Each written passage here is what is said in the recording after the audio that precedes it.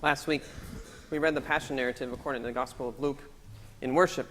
And the Passion narrative is a powerful and it's a brutal story when it's read aloud.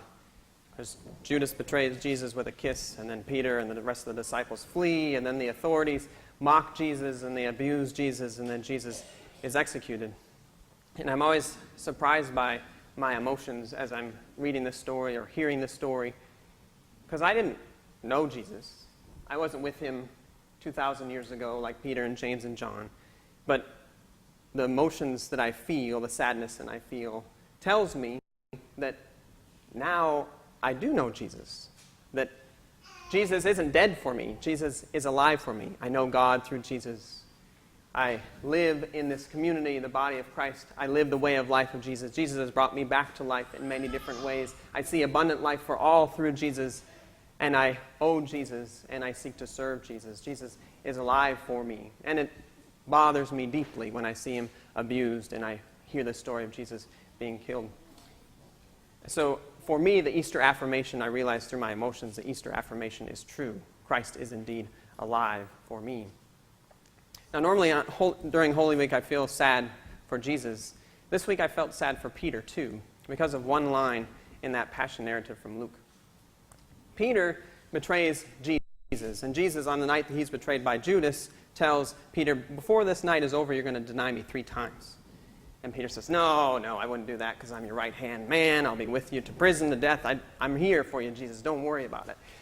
Well, the authorities come and they take Jesus away, and Peter, alone among the disciples, at great danger to himself, follows along. And we think, all right, Peter, you're going to do it. You're going to break things up. You're going to be a hero or something. Go get him, Peter. And then they get to the courtyard of the high priest's house. And there are people there, and they step in. And people start asking Peter questions. Were you with him? He says, no, I wasn't. Wait a minute. I've seen you with him before. You're one of them. No, I don't know him. But you're a Galilean. I'm sure of it. You know Jesus. You know him. He says, no, I don't know this man at all. I don't know what you're talking about. And immediately then the rooster crows, which Jesus said would happen. When the morning started, the rooster crows. And Peter realized that he's denied Jesus, and he goes off weeping. But what's different about the Gospel of Luke is that Jesus, when that rooster crows, looks at Peter. He looks at him. So somehow, I don't know, he's still in the courtyard, or they brought him into the house and put him by a window or something, I don't know. But when that moment happens, he can see Peter. And they look at each other right in the face. And then Peter runs off weeping. Now, it's one thing to know you've betrayed someone and not know what they know.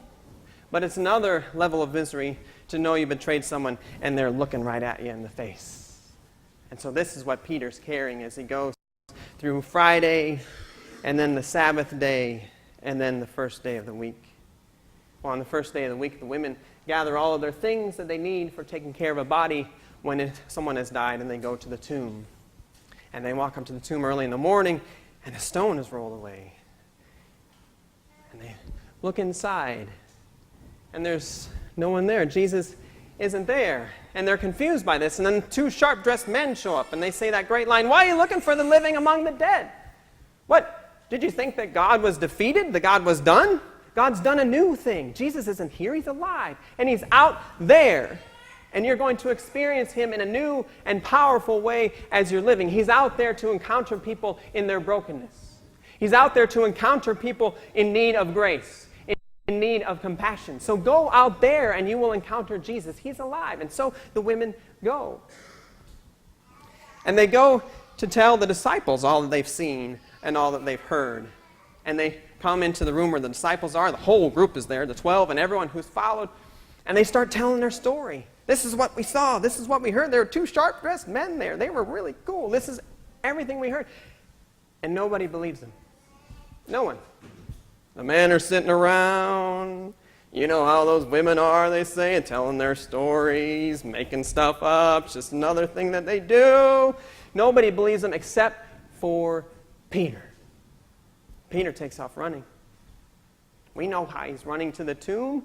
He's hurting so badly. He's got to take off. If there's any chance and he can leave it in a different place than it was with him and Jesus, then he's going to go for it and see if it's possible. And so Peter comes to the tomb, and he looks in, and the stone's rolled away, and he looks in, and he sees the claws there on his own.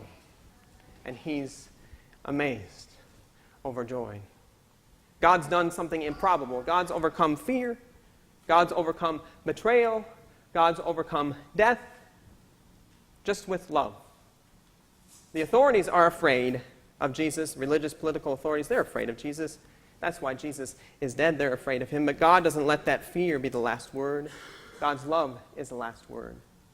Judas, Peter, all the disciples flee. But God doesn't let that fear and betrayal be the last word. God's love comes and does a new thing. That love is going to be the last word. If anything could be the last word, it would be death, right? But God doesn't let death be the last word either. God's love does a new thing and raises Jesus up so Jesus can encounter people where they are in need.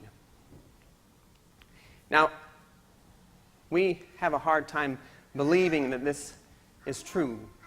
It's one thing to believe that this happened. It's another to believe that this happens, that God can do this now in the midst of our lives and our world. If we've been paying attention, we know that the political authorities are still afraid. They're afraid they might not get votes or all those things. If we've been paying attention, we know that the religious authorities are still afraid. There's a scandal going on. We see fear all around it in the church right now. The church and the political authorities are still messed up. And we have those parts of our lives that are still messed up. Is it really possible that God could be with us through all that junk for those 3 long days and still do something new in the midst of our lives? Is that really possible that God could do that and bring something new in the midst of our lives? Well, the Easter story says yes. It says God can overcome. God will overcome. God can do a new thing. God can bring life out of death. God can still surprise us. Well, Peter, we'll get back to Peter. Peter's at the tomb. He looks in. He's amazed.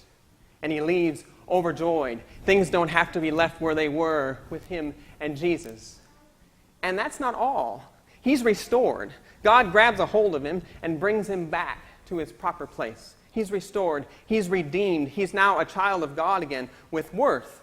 And there's more than that. As we read on in the sequel to Luke, which is the Acts of the Apostles, Peter's right there at the center of the life of the church. He's leading it. He's bringing people in. He's defying the authorities. He's the hero of Acts. Well, that's a strange place for a betrayer to be, isn't it? Not just restored to worth, but restored to a place of responsibility. Apparently, the empty tomb wasn't the last of God's surprises.